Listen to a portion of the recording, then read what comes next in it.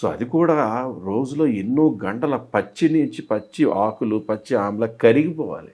అంత టెంపరేచర్‌లో ఉడికి, ఉడికి, ఉడికి ఆ సారం అంతా దిగిన ఆయిల్ నుంచి ఫిల్ట్రేట్ వచ్చిన దాన్ని ఒక కాపర్ కంటైనర్స్‌లో ఒక స్పెషలైజ్డ్‌గా దాన్ని ప్రిజర్వ్ చేసి, ఆ తర్వాత దాన్ని డబుల్, ట్రిపుల్ ఫిల్ట్రేషన్ చేసిన తర్వాత వచ్చేదే ఫాల్క్యూర్ హెర్బల్ హెయిర్ ఆయిల్. ఏదైనా ఆయిల్ ఇంతలా ఉంటుందా? ఇంట్లో ఆయిల్స్ తయారు చేస్తారు. ఎంతసేపు ఒక గంటలో అవి వేసి దగ్గర 3/4 డే బాయిల్ అవుతుంది. ఆ ఎక్స్ట్రాక్ట్స్ అన్నీ ఒక వేర్లు ఉన్నాయి. తులసి వేరు ఉంది, మర్రి వేరు ఉంది, లేకపోతే ఇంకే ఉన్నాయి. అన్ని ఎక్స్ట్రాక్ట్స్ మనం చెప్పలేము, ఎన్ని రెగ్యులర్గా తెలిసి చెప్తున్నాం మనం.